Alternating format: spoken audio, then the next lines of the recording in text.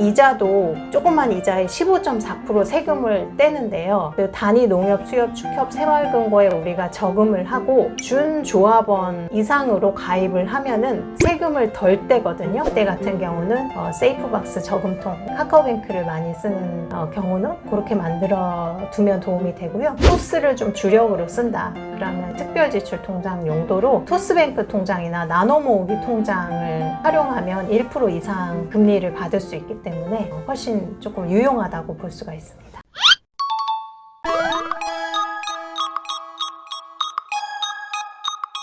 한국은행의 홈페이지를 들어가면은 금리랑 그 다음에 물가, 목표 물가와 기준 금리가 나오거든요. 근데 만약에 물가가 계속 많이 오른다고 생각을 하면, 금리보다도 오른다고 생각을 하면 사람들이 은행에 돈을 저금을 하거나 그러는 게 아니고 미리 그냥 사재기를 하는 게 훨씬 현명한 선택이 되잖아요. 그래서 금리와 물가는 항상 연동돼서 같이 고민을 합니다. 지금 한국의 물가 목표는 2%고요. 기준 금리는 2.5%로 되어 있고요. 요새는 미국의 금리도 전 세계가 거의 세트로 움직이기 때문에 미국 금리도 영향을 많이 미칩니다. 지금 3.75 미국 금리인데요. 우리나라랑 미국의 금리랑 차이가 많이 나면은 그 금리가 높은 곳으로 돈이 다 움직이기 때문에 차이를 많이 안 두거든요. 미국 금리랑. 사실은 지금 역대급으로 미국과 갭 차이가 계속 많이 나고는 있습니다. 그래서 어쨌든 미국 금리도 영향을 많이 미치고요. 근데 만약에 금리가 계속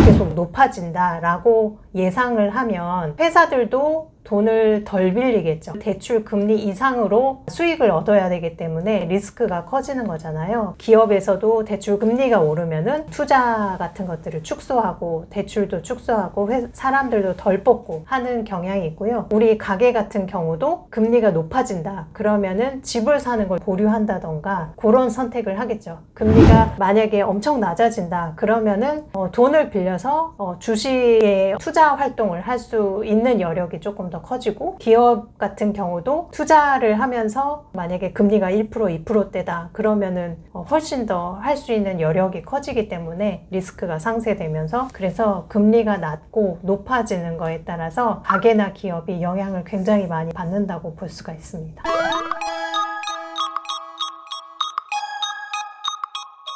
우리가 저금을 하거나 대출을 하는 거는 기본적으로 은행에서 금융상품을 만나게 되죠. 그런데 1금융권, 은행권은 우리가 어디서든지 아주 쉽게 많이 만나볼 수 있는 은행들이 국민은행, 우리은행, 신한은행, 하나은행 이런 데잖아요. 이런 데는 제주도 가도 점포가 다 있죠. 이런 데를 시중은행이라고 하고요. IM뱅크는 원래는 대구은행이었는데 이름을 바꾸고 전국적인 점포망을 가지고 조금 더 확대 보겠습니다 라고 해서 이제 5대 시중은행이 있다 이렇게 볼 수가 있고요. 시티은행 같은 경우는 소매업은 지금 철수를 한 상태고요. 앞에 지역명이 붙은 경남, 부산, 전북, 광주, 제주 이런 은행들도 은행 맞고요. 특수은행으로 농협, 수협, 산업은행, 기업은행 이런 데도 은행이고요. 우리가 더 많이 만나는 은행은 K뱅크, 카카오뱅크, 토스 이런 걸 많이 쓰죠. 그런데 이런 데는 국민은행, 우리은행처럼 길거리에서 점포는 볼 수 없어요.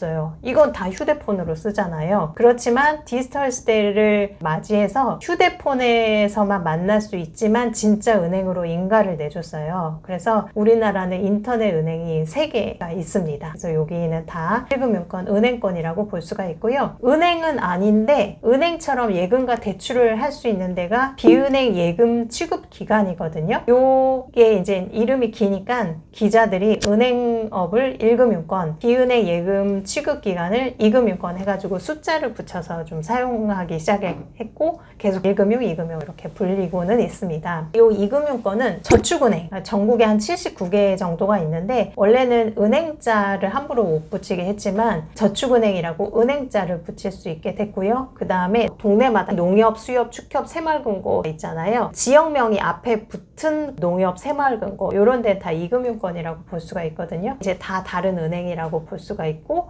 새마을금고 같은 데도 1000개가 넘고 농협도 1000개가 넘는 2금융권 단위 농협 새마을금고들도 예금도 하고 대출도 할 수 있는 금융권이라고 볼 수가 있습니다. 이런 단위 농협 수협 축협 새마을금고에 우리가 저금을 하게 되면은 세금 우대를 받을 수가 있기 때문에 나중에 저금을 할 때 우대 받을 수 있는 혜택을 고민하고 거기에 금융상품을 선택하는 것도 도움이 될 수 있습니다.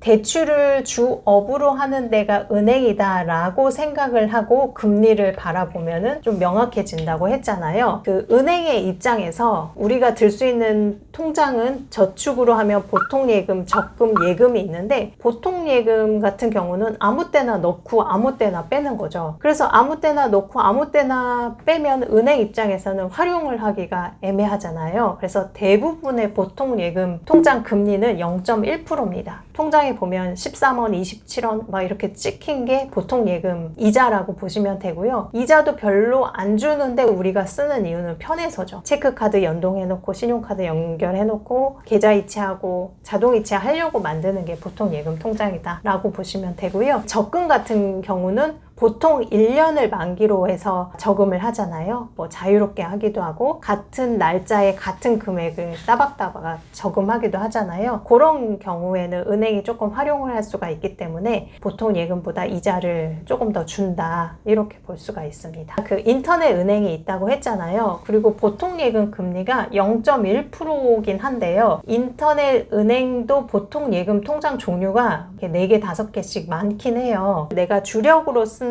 은행의 보통 예금을 보면요. 0.1%도 있지만 1% 이상을 주는 보통 예금 통장도 있거든요. 그런 것들을 그 특별 지출 용도로 조금 활용을 하면 이자를 조금 더 받을 수도 있기 때문에 그런 통장도 추가로 하나씩 만들어 두면 도움이 될 수가 있습니다. K뱅크 같은 경우는 세이프박스가 보통 예금 통장이지만 이자를 조금 많이 주고 기록 통장 그리고 저금통은 한도가 작긴 하지만 한 4% 정도 이자를 줘요. 20대 같은 경우는 세이프박스 저금통 카카오뱅크를 많이 쓰는 경우는 그렇게 만들어 두면 도움이 되고요. 토스를 좀 주력으로 쓴다. 그러면 특별지출 통장 용도로 토스뱅크 통장이나 나눠 모으기 통장을 활용하면 1% 이상 금리를 받을 수 있기 때문에 훨씬 조금 유용하다고 볼 수가 있습니다. 그리고 특별지출 통장으로 CMA라고 들어보셨죠? 요거는 네이버에 CMA 이렇게 치면은 무슨 증권사의 RP형이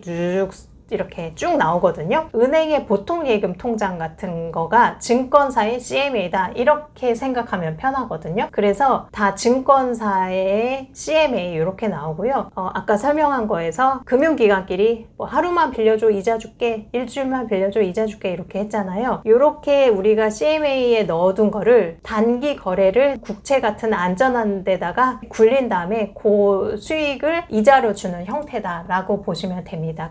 그런 게 RP라고 붙어 있는 거거든요. CMA는 예금자 보호는 안 되지만 망하지 않는 좀 큰 증권사 같은 데 망하지만 않으면 받을 수 있는 거기 때문에 나쁘지 않거든요. 이런 것들을 특별지출 통장으로 만들어 놔도 되고요. 근데 예금자 보호 안 되는 거는 조금 불안한데요 라고 생각이 되면은 CMA 검색을 하면 다 RP형 CMA인데 딱 한 개 종금형 CMA가 있어요. 그것만 예금자 보호가 됩니다. 이것도 금리가 2.4% 지금 현재 금리로 그 정도기 때문에 예금자 보호가 돼서 그거를 특별지출 통장으로 활용하는 것도 언제든지 CMA도 넣고 뺄 수 있잖아요. 보통 예금 통장처럼. 그래서 이런 것들을 특별지출 통장으로 활용하면 도움이 됩니다.